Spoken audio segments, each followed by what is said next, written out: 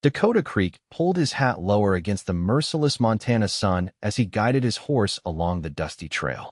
The year was 1879, and 3 years of riding solo across the western frontier had hardened the young cowboy, but hadn't yet carved the deep lines that marked older men who'd spent decades beneath the unforgiving sky. At 25, his face remained smooth except for a light dusting of stubble that appeared after several days on the trail, and his broad shoulders carried the weariness of his chosen life. A man had to be self-sufficient out here. That's what Dakota had learned when his family's farm burned to the ground in '75, taking his parents with it. He'd left Kansas behind, taking only his father's saddle and the bitter lesson that forming attachments was a fool's errand in a land that took everything you loved eventually. Out here, a man lives and dies alone, he muttered to his horse, Blue, as they crested a rise overlooking a small settlement nestled in the valley below. Pinewood Junction. Just another stop to resupply before moving on to the next ranch in need of experienced hands for the summer cattle drives. Dakota had built his reputation on being reliable, hardworking, and, most importantly, unattached. No wife or children to pull him in different directions, no homestead to worry over while he was gone. Just him, Blue, and the endless sky. It was safer that way. Simpler. Yet sometimes, when the night stretched endlessly across the prairie and the coyotes' mournful calls echoed his own unspoken loneliness, Dakota wondered if there might be something more. But those thoughts were dangerous out here, where sentiment got men killed and hearts broken. Better to focus on what he could control, the next job, the next dollar, the next horizon. He nudged Blue forward, descending toward Pinewood Junction as the afternoon sun cast long shadows across the valley. He needed supplies, maybe a hot meal, and certainly a place to bed down for the night, before continuing on to the Carson Ranch where he'd been hired for the season. The first gunshot nearly unseated him.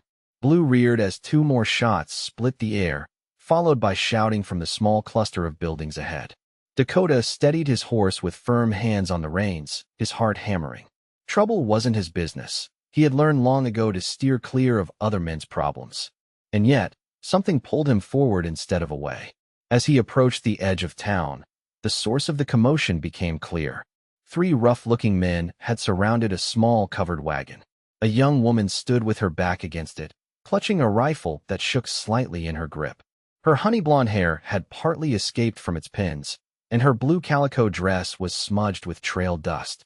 She couldn't have been more than 20, but she stood her ground with the determination of someone much older.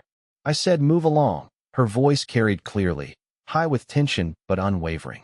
"This land is deeded to me fair and square." The largest of the men spat on the ground. "Ain't no place for a woman alone. Better sell up now before accidents happen." Dakota should have ridden on. This wasn't his fight. But before he could think better of it, he urged Blue forward, one hand casually resting near his holstered Colt. "Seems like the lady's made her position clear," he called, keeping his voice even as he approached.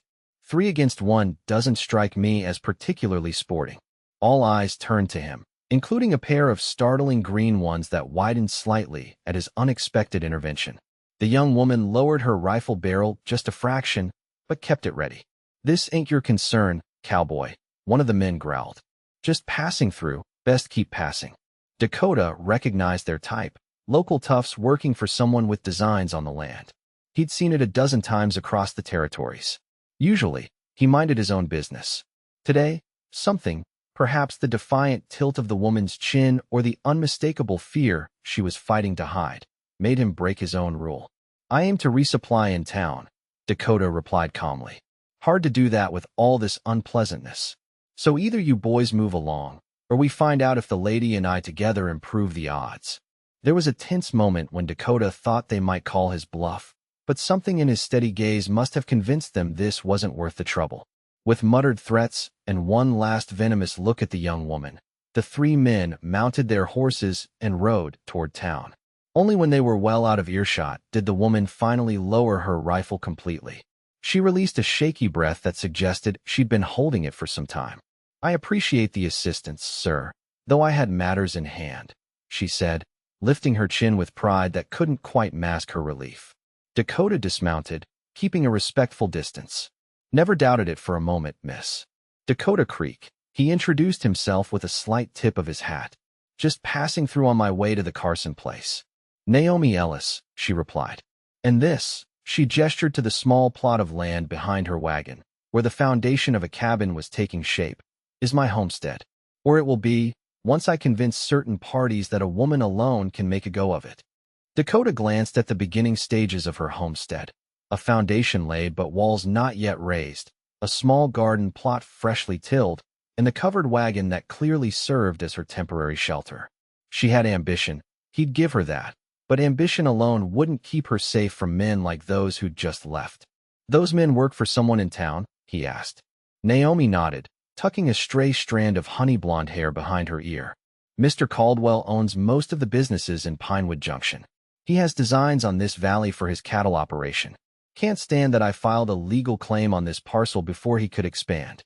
Her green eyes flashed with determination. "But I won't be bullied off land that's rightfully mine." Dakota knew he should wish her well and continue on his way. Getting involved in local disputes was exactly the kind of entanglement he avoided. But something about Naomi Ellis's courage in the face of overwhelming odds struck a chord in him. "You planning to raise those walls yourself?" he asked, nodding toward the foundation. She hesitated. "I've managed so far." Dakota looked at her slender frame, then at the stacked lumber waiting to be assembled. He'd seen stronger men struggle with less. But before he could offer any unsolicited advice, Naomi squared her shoulders and gestured toward her camp. "You're welcome to water your horse before continuing to the Carson Ranch." And she paused, seeming to debate her next words. "I ain't pretty, sir, but I can cook. The least I can offer for your timely arrival is a hot meal."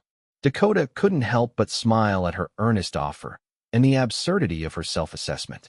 With her delicate features, bright eyes, and the golden hair now glowing in the late afternoon sun, Naomi Ellis was easily the loveliest woman he'd encountered in his 3 years of drifting. But there was a vulnerability in her offer that stopped him from saying so. "A meal would be welcome," he said instead. "Been living on jerky and hardtack for too long." The smile that lit her face was like sunrise breaking over the prairie, and Dakota felt an unexpected warmth spread through his chest. He quickly tamped it down. He'd be gone by morning, riding on to the Carson Ranch as planned. Getting attached to a place or a person was a luxury he couldn't afford. Not when experience had taught him how quickly everything could be reduced to ashes. But one meal couldn't hurt. And maybe, just maybe, he could help with those cabin walls before he rode on. Naomi moved with practiced efficiency around her small camp, stoking the fire and setting a pot of stew to heat, while Dakota tended to blue. The aroma that soon filled the air made his stomach growl in appreciation. "You weren't exaggerating about your cooking," he commented as she handed him a tin plate heaped with venison stew and a thick slice of freshly baked bread. "One of the few skills my mother made sure I mastered," Naomi replied, settling across from him with her own plate. Said a woman might not always have beauty to rely on, but she'd never go hungry if she could cook well. Dakota studied her for a moment. "Your mother teach you to shoot like that too?" A shadow crossed Naomi's face. "No, that I learned after." She took a breath. "After my family's wagon train was attacked 2 years ago, I was 19. We were bound for Oregon from Pennsylvania. I'm the only one who survived." The matter-of-fact way she delivered this devastating information struck Dakota harder than any sob story could have. He recognized in her the same forced pragmatism he'd adopted after his own loss. That stoic acceptance that the world was cruel and the only response was to harden yourself against it. "I'm sorry," he said simply, knowing from experience that no words could touch such grief. Naomi nodded once, acknowledging his sympathy without inviting more. "I couldn't face going back east. Had nothing to return to anyway. So I took my family's portion of the settlement money and decided to make my own way." Her eyes drifted to the half-built homestead. "This land is all I have now." "It's good land," Dakota observed, recognizing why Caldwell would want it. "Rich soil, access to water, positioned perfectly in the valley." "It will be," she agreed, a hint of uncertainty finally breaking through her determined facade. "Once I managed to get the cabin up before winter." Dakota calculated the time it would take her to raise those walls alone. Even with luck and fair weather, it seemed an impossible task for a single person, let alone a young woman working alone in hostile territory. The Carson ranch can wait another day or two, he found himself saying, surprising them both. I could help with the walls before I move on. Naomi's eyes widened. I couldn't ask that of you. You didn't, Dakota replied with a slight smile. I offered. Besides, he added, falling back on practicality rather than admit the inexplicable pull he felt to help her, those men might come back. Better if your place looks more established when they do. Something passed between them in that moment, an understanding, perhaps, between two souls who had learned the hard way that the world takes more than it gives. Or maybe it was just gratitude on her part, and Dakota was foolishly reading more into a simple exchange. Either way, as the sun set over Naomi Ellis's fledgling homestead, Dakota Creek found himself making plans to stay, just for a day or two, to help a stranger build walls strong enough to keep her safe after he was gone. Morning brought a blazing sun and the heavy work of raising the first wall. Dakota stripped down to his undershirt as the day heated up, aware of Naomi working alongside him, matching his effort despite her smaller frame. She was no stranger to hard work, that much was clear. Where did you learn carpentry? She asked as they secured a corner post. Dakota lined up the next beam before answering. My father's farm. We built everything ourselves. Barn, house, even the furniture inside it. You must miss it, Naomi said quietly, handing him a nail. Dakota drove it home, with perhaps more force than necessary. Can't miss what's gone. They worked in silence for a while after that, the rhythm of their labor filling the space where words might have been.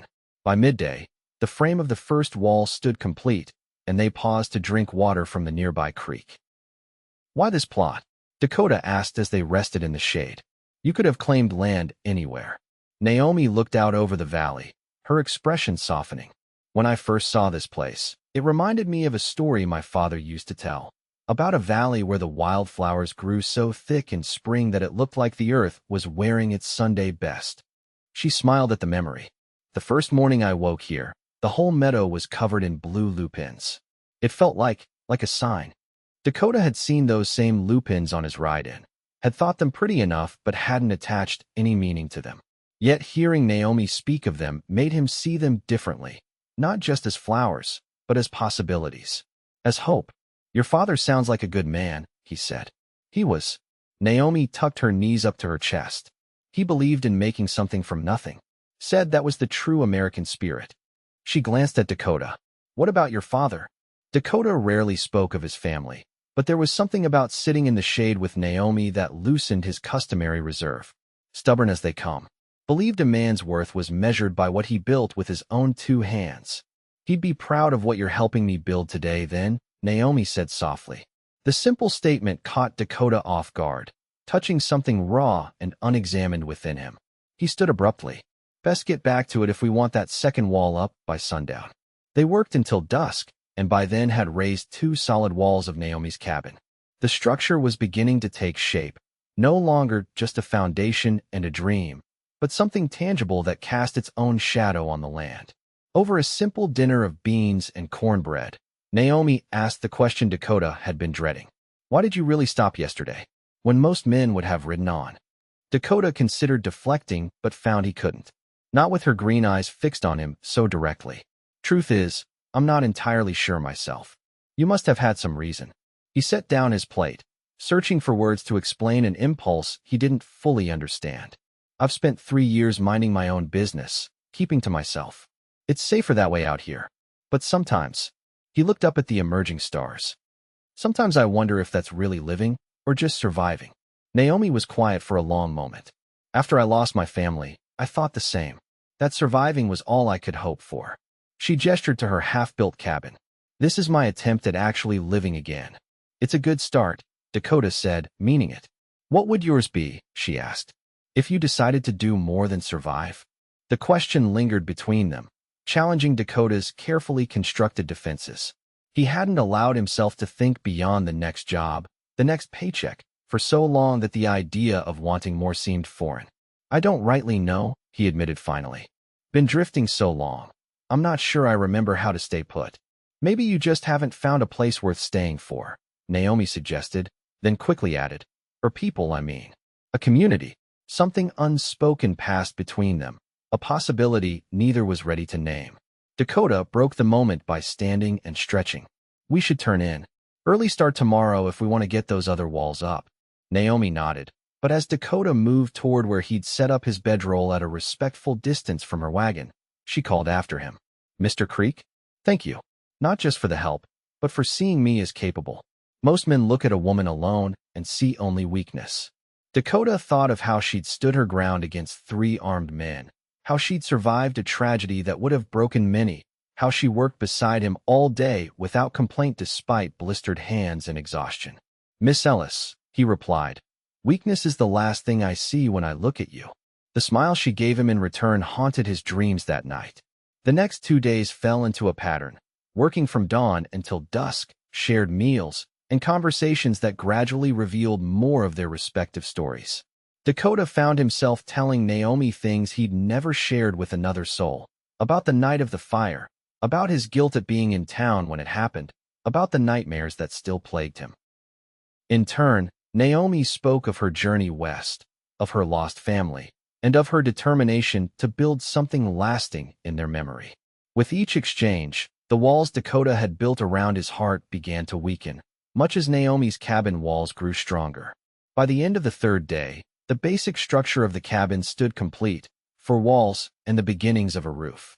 It would need more work, but it was already more home than shelter. We make a good team, Naomi remarked as they stood back to admire their handiwork in the fading light. We do, Dakota agreed, surprising himself with how naturally the words came. The realization unsettled him. He'd stayed too long already. The Carson Ranch would be expecting him, and prolonging his departure would only make it harder. He'd already broken his own rules by getting involved, by caring what happened to Naomi Ellis and her homestead. I should ride out tomorrow, he said, more abruptly than he intended. I'm already late to the Carson place. Something flickered in Naomi's eyes, disappointment, perhaps, or resignation. But she nodded with the same quiet dignity that had first caught his attention. Of course, you've done more than enough already. She hesitated, then added, the Carson Ranch isn't far. Perhaps you could stop by on your way back through, see how the roof turned out. It was an invitation to return, simple and undemanding. Dakota knew the sensible answer was to make no promises, to thank her for her hospitality and ride away clean. But looking at her standing in front of the cabin they'd built together, illuminated by the golden glow of sunset, he found he couldn't make himself say the words. I'd like that, he said instead. They might have left it there, a tentative promise to reconnect, nothing more. But fate had other plans. As they stood contemplating the cabin and the unspoken possibilities between them, the thunder of approaching horses broke the evening quiet. Dakota instinctively moved in front of Naomi as 5 riders appeared on the ridge above the homestead.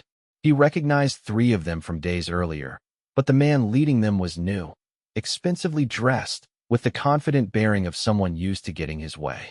Caldwell, Naomi whispered, her voice tight. The riders approached at a measured pace, stopping a respectful distance from where Dakota and Naomi stood. The well-dressed man, Caldwell, surveyed the newly constructed cabin with obvious displeasure. Miss Ellis, he called, tipping his hat with exaggerated courtesy. I see you've been busy, and found yourself some help. His gaze shifted to Dakota, assessing. Mr. Caldwell, Naomi acknowledged coolly. This is private property. State your business. Caldwell's smile didn't reach his eyes. Just being neighborly. Thought I'd check on your progress and extend my offer one more time.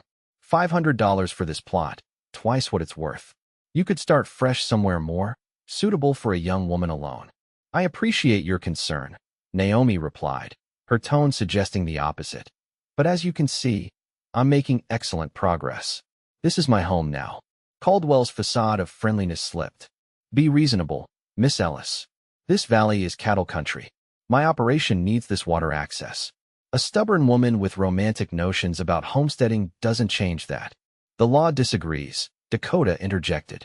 Her claim is filed and legal. And you are? Caldwell raised an eyebrow. Dakota Creek. Recognition flickered in Caldwell's eyes. The hired gun from Kansas? Dakota stiffened. It had been years since anyone had called him that. Years since he'd put down his gun for hire and taken up honest cowboy work instead. But some reputations followed a man, especially in territories where news traveled slowly and stories grew with each telling. I'm just a cowboy passing through, he said evenly, helping a neighbor with some building. Naomi glanced at him, confusion evident in her expression, but she quickly returned her attention to Caldwell. As you can see, Mr. Caldwell, I'm not alone.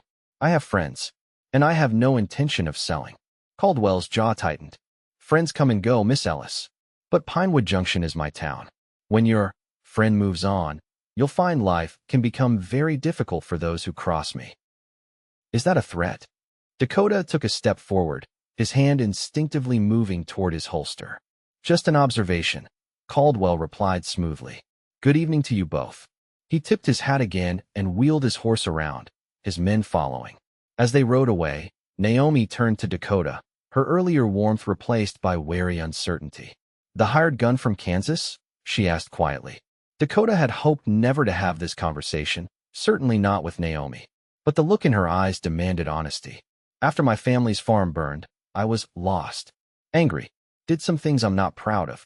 He met her gaze directly. I was young and good with a gun. Made a name for myself settling disputes for people who could pay. Never killed anyone who wasn't trying to kill me first, but that doesn't make it right. And now I'm just a cowboy, he said simply. Have been for 3 years. Try to keep my head down, earn an honest wage. Naomi considered this, her expression unreadable. Why didn't you tell me? Because it's not who I am anymore. Dakota ran a hand through his hair in frustration. Or at least, it's not who I'm trying to be.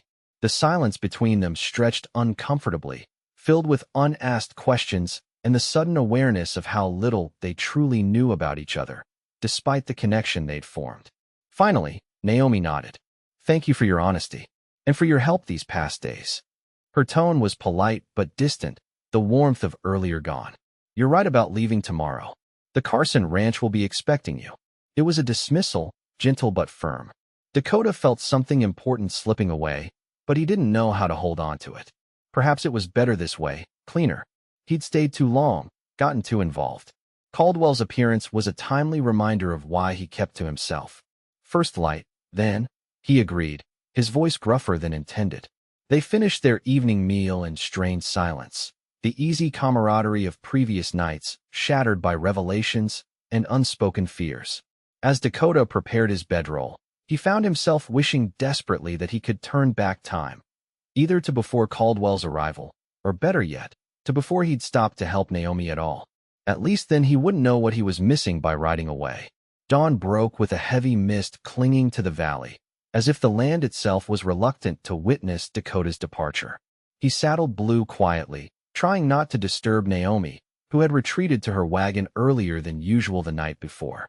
But as he secured the last of his gear, her voice came from behind him. You're leaving without goodbye? Dakota turned to find Naomi standing a few paces away, already dressed for the day's work, her hair neatly braided and her expression guarded. Thought it might be easier, he admitted. Easier for whom?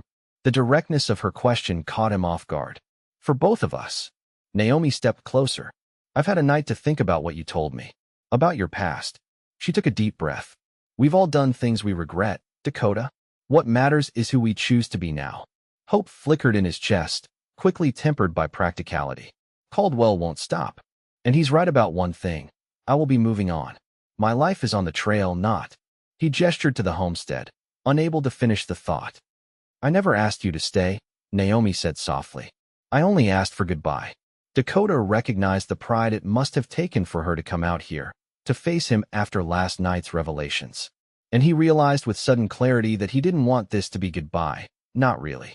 But he didn't know how to say that without making promises he wasn't sure he could keep. Goodbye. Then, Naomi Ellis, he said finally. Thank you for the meals and the company. Her smile was sad but genuine. And thank you for the walls, Dakota Creek. I'll finish the roof myself. He nodded, mounted Blue, and with one last look at the cabin they'd built together, and the woman who had somehow worked her way past his defenses, he rode away, telling himself it was for the best. The Carson Ranch welcomed Dakota with the familiar rhythm of ranch life. Cattle to move, fences to mend, long days in the saddle that left little time for thought. He threw himself into the work, determined to put Naomi Ellis and her homestead out of his mind. But at night, when the bunkhouse grew quiet save for the snoring of other cowboys, Dakota found his thoughts drifting invariably back to those few days, to shared meals and conversations, to to the satisfaction of building something lasting, to green eyes that saw past his carefully constructed walls. 2 weeks into his stay, news reached the ranch that Caldwell's men had dammed the creek that ran through the valley, diverting water away from several small homesteads, including Naomi's. "Dirty business," the foreman commented over breakfast. "That Ellis woman's place will dry up without that water." "Shame too. Heard she was making a real go of it." Dakota said nothing, but the news settled in his gut like a stone. Without water, Naomi's crops would fail. Her livestock, the few chickens and the milk cow she'd mentioned planning to acquire, wouldn't survive. Caldwell was executing his threat with precision, squeezing her off the land without direct confrontation. That night, Dakota couldn't sleep. He kept picturing Naomi alone, facing this new challenge with the same determination she'd shown against the men threatening her.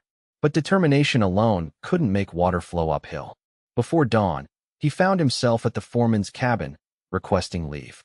"Got business to attend to," he explained simply. "Be back in a few days." The foreman eyed him suspiciously. "We're starting the drive prep next week. Need every hand." "I'll be back," Dakota promised, knowing as he said it that he might be making a promise he couldn't keep. The ride back to Pinewood Junction took most of a day, Dakota pushing Blue harder than was wise in his urgency to reach Naomi's homestead. As he crested the familiar ridge overlooking her property, his heart sank. The vibrant garden plot they'd fenced together now showed signs of wilting. The small creek that had provided clear, sweet water was reduced to a muddy trickle. But the cabin stood complete, roof finished, a small porch added to the front, smoke rising from the chimney they'd built together. Dakota approached slowly, suddenly uncertain of his welcome. What if Naomi had reconsidered her acceptance of his past? What if she resented his return now, when her situation had worsened? Before he could retreat, the cabin door opened, and Naomi emerged, a bucket in hand. She froze when she saw him, her expression cycling rapidly from shock to disbelief to something Dakota dared not name. "You came back," she said simply, setting down her bucket. Dakota dismounted, keeping a respectful distance. "Heard about the water." Naomi's shoulders slumped slightly. "Caldwell's handiwork. He's dammed the creek upstream on his property. Says he needs it for his cattle operation." The bitterness in her voice couldn't mask her exhaustion. "I filed a complaint with the territorial authorities, but who knows when they'll respond." Dakota surveyed the homestead with a critical eye. "How long can you last?" "I've been hauling water from the town well. It's enough for drinking and cooking, but not for the garden." She gestured to the wilting plants. "Another week, maybe 2, and I'll lose everything I've planted." Which was exactly what Caldwell was counting on. Dakota felt anger rising in him. Not the hot, reckless anger of his youth, but something colder and more focused. This wasn't just about water rights. It was about a powerful man using his influence to crush someone he deemed insignificant. "Show me where he's damned it," Dakota said. Naomi's eyes widened. "What are you planning?" "Nothing yet. Just want to see what we're dealing with." The "we" slipped out unintentionally, but Naomi didn't correct him. Instead, she nodded and retrieved a shawl from inside the cabin. "It's about 2 miles upstream, on Caldwell's property. I've already tried reasoning with him." She hesitated. "Dakota, if you're thinking of doing something direct, I can't ask that of you. This is my fight." Dakota met her gaze steadily. "You didn't ask. I offered." He secured Blue to the hitching post he'd installed himself just weeks earlier. "Besides, I have some experience with water rights disputes. Sometimes there are legal solutions people overlook." The skepticism in Naomi's expression was justified, but she didn't argue further. Together they set out on foot, following the nearly dry creek bed upstream toward Caldwell's property. The dam, when they reached it, was more substantial than Dakota had expected. A solid construction of logs, rocks, and packed earth that diverted the creek's flow into a newly dug channel leading toward Caldwell's main pastures. 2 armed men patrolled nearby, making it clear that Caldwell anticipated resistance. "He's put a lot of work into this," Dakota observed quietly as they observed from the cover of trees. "Must have had men working around the clock." "All to force me out," Naomi said bitterly. Dakota studied the construction, his mind working through possibilities. "There's something not right about this. Water rights follow specific rules in the territories. If your claim was filed first, and the creek naturally runs through your property." "It does." My deed specifically mentions riparian rights. Dakota nodded thoughtfully.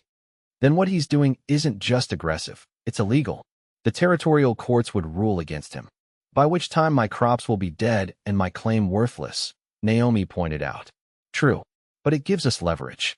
Dakota continued studying the dam, an idea taking shape.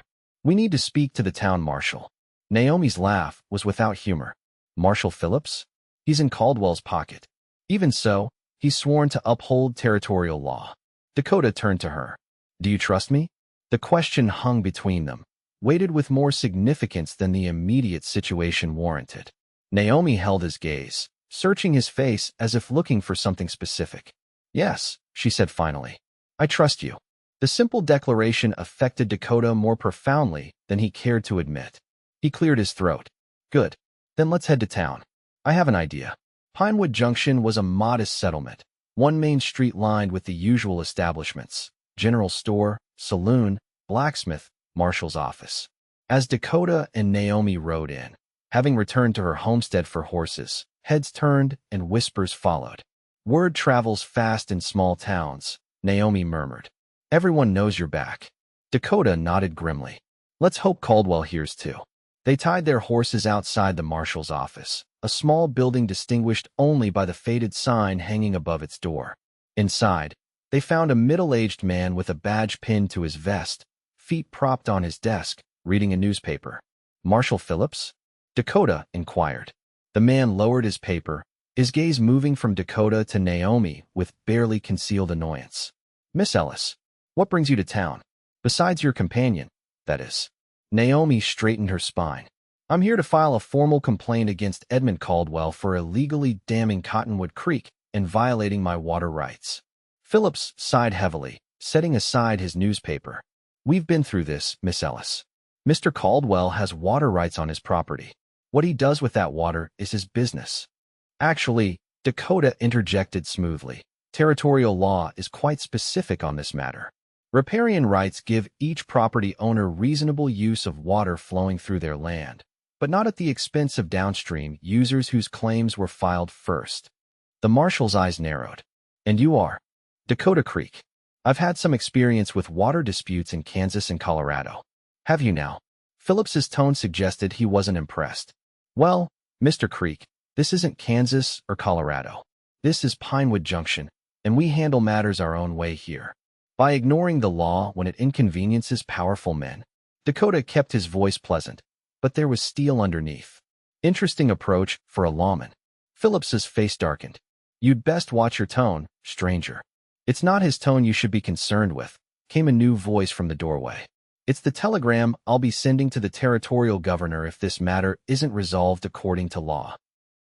They all turned to see an elderly man leaning on a cane, his white beard neatly trimmed, his clothing suggesting modest prosperity. Judge Harmon, Naomi exclaimed with evident surprise. The old man nodded to her. Miss Ellis, when I heard you were in town with a visitor, I thought I might be needed. He fixed the marshal with a stern gaze. Phillips, you know as well as I do that what Caldwell's done violates territorial statute. The fact that you've allowed it to continue is a dereliction of duty. Phillips shifted uncomfortably. Judge, you know how things stand with Caldwell. He employs half the town, and that excuses breaking the law. Judge Harmon shook his head in disgust. I may be retired from the territorial bench, but I still have friends in the Capitol. One telegram detailing the situation here would bring investigators within the week. A tense silence filled the office. Dakota watched the marshal carefully, seeing the calculations happening behind his eyes, weighing Caldwell's influence against the threat of territorial oversight. Finally, Phillips sighed. What exactly do you want me to do? Your job, Harmon replied bluntly. Order Caldwell to remove the dam immediately. If he refuses, arrest him for violating territorial water statutes. The marshal looked as if he'd rather face a firing squad. He won't take kindly to that. Then he can contest it through legal channels, Dakota suggested. But in the meantime, the water flows as nature intended. Phillips rubbed his face wearily. I'll ride out there today. We'll accompany you, Judge Harmon stated, making it clear this wasn't a request. To ensure everything proceeds according to law. As they exited the marshal's office, Naomi touched Dakota's arm lightly. How did you know Judge Harmon would help us? I didn't, Dakota admitted. But small towns usually have at least one person who remembers what justice is supposed to look like. I just hoped we'd find them. Judge Harmon approached, overhearing the exchange. Miss Ellis has shown remarkable courage in standing her ground. I may be old, but I still recognize injustice when I see it. He extended his hand to Dakota. Abraham Harmon served as territorial circuit judge for 15 years before my joints got too stiff for all that travel. Dakota shook the offered hand. Dakota Creek. Much obliged for your intervention, sir. Don't thank me yet, Harmon cautioned. Caldwell won't surrender easily, law or no law. The confrontation at Caldwell's ranch proved the judge correct. The wealthy rancher received them in his study, a room designed to intimidate with its dark wood paneling and imposing desk. He listened to the marshal's reluctant explanation with growing fury. This is absurd, Caldwell finally exploded. That creek water is essential to my operation. The Ellis woman has no real need for it. She's playing at farming, nothing more. The law doesn't distinguish between large operations and small ones, Judge Harmon pointed out calmly. Miss Ellis filed her claim first, and her riparian rights are clearly established in her deed. Caldwell's gaze shifted to Dakota, cold with recognition. I know who you are, Creek. Your reputation preceded you even before you started building cabins for pretty widows. Then you know I don't make idle threats, Dakota replied evenly. Remove the dam by sundown tomorrow, or the marshal here will be obligated to arrest you. Judge Harmon will ensure the territorial authorities are fully informed. Caldwell smiled thinly. The dam will be removed. He leaned forward, his voice dropping. But this isn't over. Pinewood Junction is my town. You're just passing through, Creek. And once you're gone. He left the threat hanging. Dakota felt Naomi stiffen beside him, but kept his own expression neutral. Actually, I've been considering putting down roots. The Carson Ranch made me an attractive offer to stay on permanently, close enough to be considered a neighbor to Miss Ellis. It was a bluff. No such offer had been made, but Dakota delivered it with such conviction that doubt flickered across Caldwell's face. We'll see, the rancher said finally. Marshal, inform your deputies the dam will be dismantled tomorrow. Now, if you'll excuse me, I have business to attend to. Outside, as they mounted their horses to return to town, Judge Harmon chuckled softly. That was well played, young man. I almost believed you myself about the Carson offer. Dakota smiled ruefully. Sometimes a good bluff is all you need. And sometimes, the judge observed wisely, a bluff becomes reality when we least expect it. His gaze moved meaningfully between Dakota and Naomi. They parted ways in town, the judge and marshal returning to their respective duties while Dakota and Naomi headed back to her homestead. They rode in companionable silence for a time, each processing the day's events. Do you really have to return to the Carson Ranch? Naomi finally asked as they approached her property. Dakota hesitated. The right answer, the sensible answer, was yes. He'd made a commitment. The Carson foreman was expecting him back. His life as a drifting cowboy was familiar, safe in its impermanence. But looking at Naomi in the golden light of late afternoon, at the cabin they'd built together, at the land she'd fought so hard to keep, Dakota suddenly couldn't remember why that life had ever seemed enough. No, he said simply. I don't have to go back. Naomi's eyes widened slightly. But you said, I know what I said. Dakota dismounted, tying Blue to the hitching post before turning to face her. All my life, I've been running. From my past, from responsibility, from connections. He gestured to the homestead. But these past weeks, riding patrol at Carson's, all I could think about was this place. And you.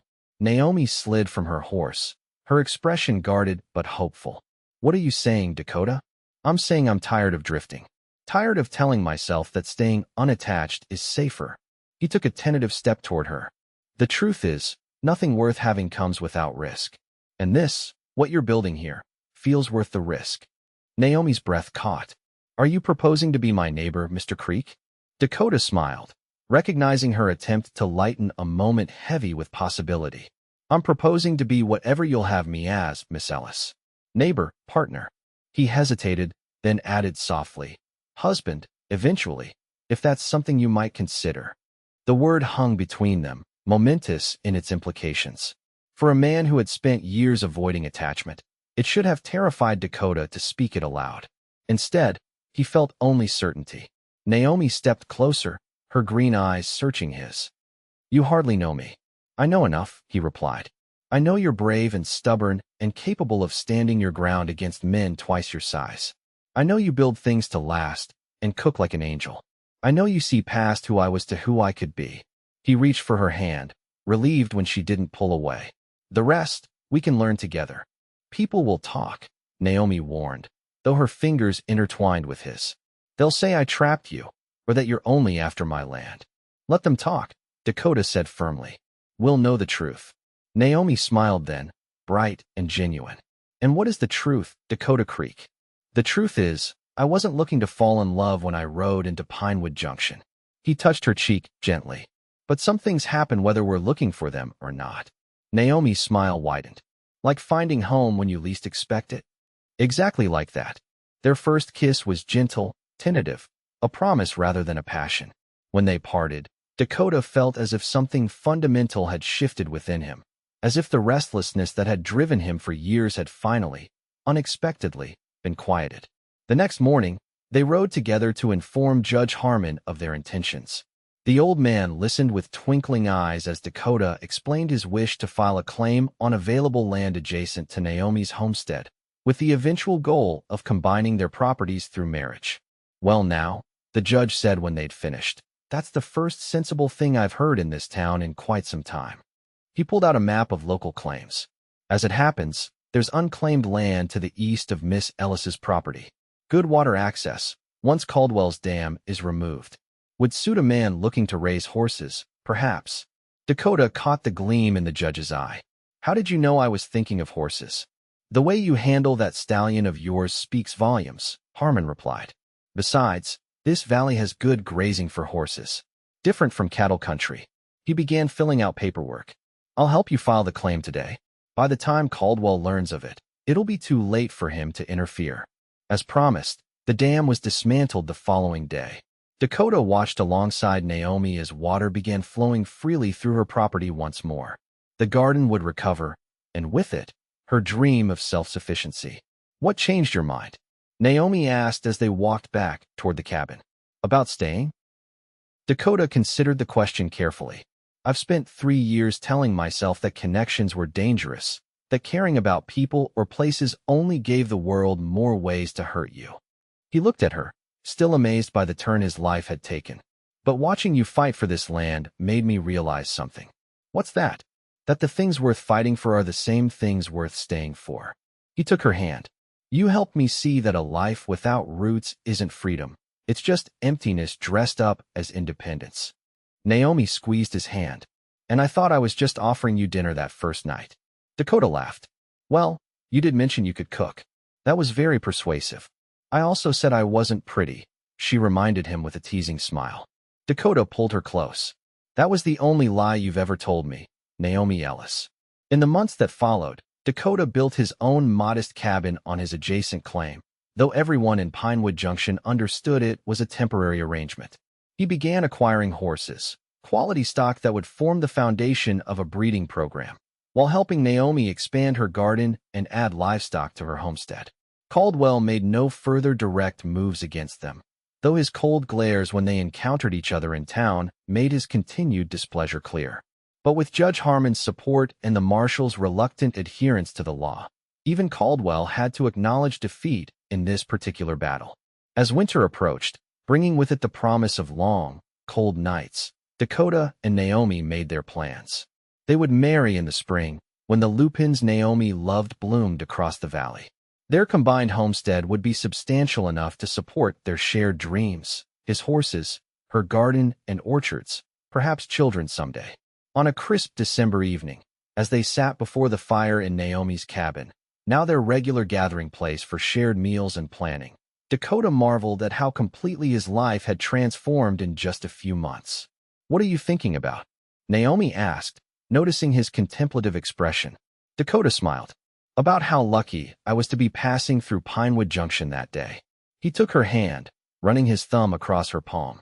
"About how a man can spend years thinking he knows exactly what he wants, only to discover he was wrong all along." Naomi's green eyes softened. And what do you want now, Dakota Creek? He looked around at the cabin they'd built together, at the woman who had shown him that vulnerability wasn't weakness but strength of a different kind, at the life they were creating from the ground up. This, he said simply. Just this. Outside, snow began to fall, covering the valley in a pristine blanket of white. But inside, where Dakota held Naomi close, there was only warmth, and the certainty that sometimes, against all odds, a lonely cowboy and a determined settler girl could find in each other not just survival, but a life worth living. When spring came and the lupins bloomed in vibrant blue across their joined homesteads, Dakota and Naomi were married under an arch he had built from timber cut on their own land. Judge Harmon performed the ceremony, his voice carrying across the valley as he pronounced them husband and wife. "I told you I wasn't pretty," Naomi whispered teasingly as Dakota kissed his bride. "And I told you that was a lie," he replied, looking at her in her simple white dress, wildflowers in her honey blonde hair, green eyes bright with joy. "The most beautiful lie I ever heard." As they turned to face their neighbors and the new life they had built together, Dakota Creek, once a drifter, now a man with roots as deep as the foundation of their home, knew with absolute certainty that sometimes the most unexpected detours led exactly where you were meant to be all along.